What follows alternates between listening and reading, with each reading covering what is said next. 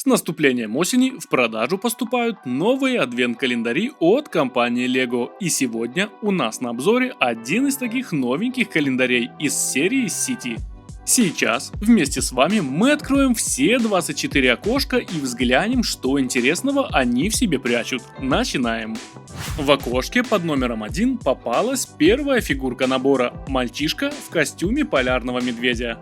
В своей руке он держит мороженое из льда, а шарф со снежинками придает фигурке настроение, как, впрочем, и второе доступное лицо.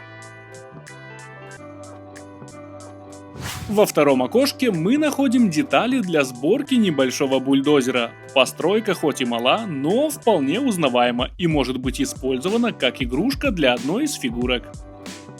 Из третьего окошка мы достали пакетик, в котором всего 3 детали и одна фигурка медведя. Они превращаются в небольшой стол, и я думаю, что этого как-то маловато. Посмотрим, что нас ждет дальше.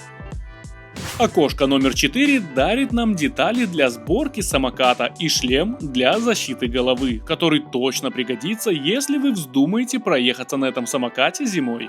В пятом окошке попалась еще одна фигурка. На этот раз это отец семьи, который не упускает возможность запечатлеть все моменты праздника на свою камеру.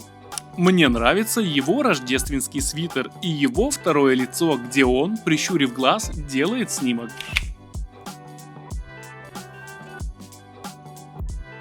Открываем следующее окошко, а в нем детали для сборки небольшой модели трактора. Ну что ж, как раз под стать нашему бульдозеру. Отставляем его в сторонку и едем дальше.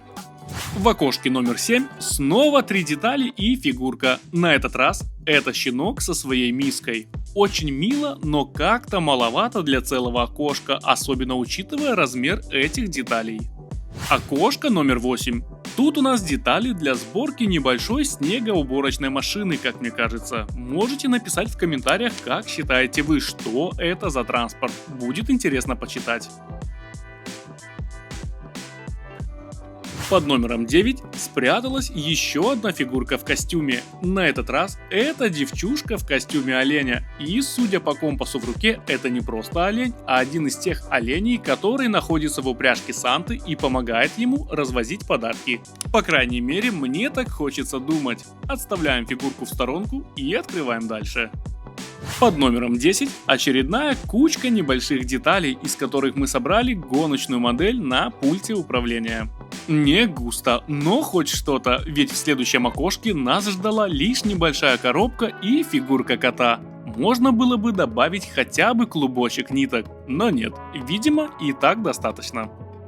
Окошко номер 12 подарило не только скейт и шлем, но и парочку флешбеков, ведь ровно такой же скейт уже попадался мне в календаре прошлого года. Обзор на этот календарь, кстати, доступен на канале, ссылку оставлю в описании.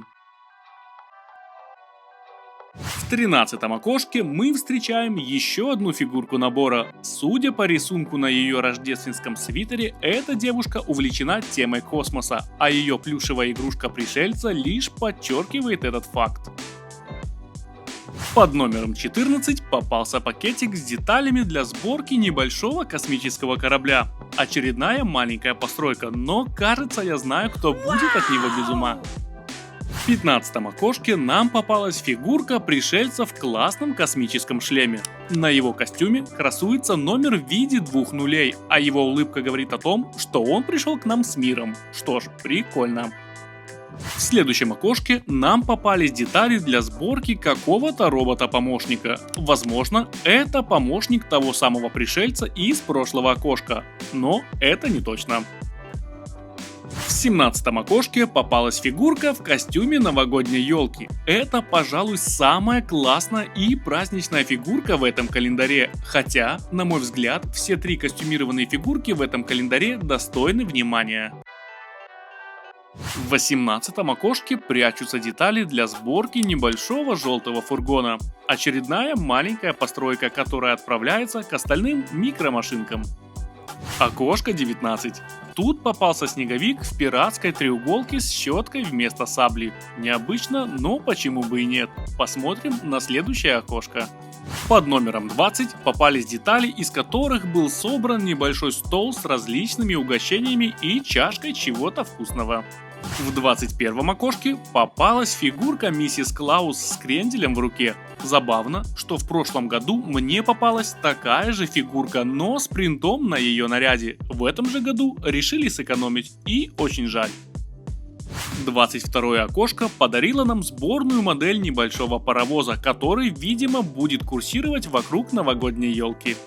В 23 окошке попались детали для каких-то санок, куда можно усадить фигурку и позволить ей немного проехаться с ветерком. Ну а в последнем 24 окошке, как вы могли уже догадаться, нам попалась последняя фигурка набора – Санта-Клаус с мешком подарков. Признаться честно, этот календарь очень мне напомнил прошлогодний, и какой из них лучше, я даже и не знаю. Поэтому вот обзор на прошлый календарь. Посмотри его и оставь комментарий под тем, который по твоему мнению лучше. На этом все, увидимся в комментариях.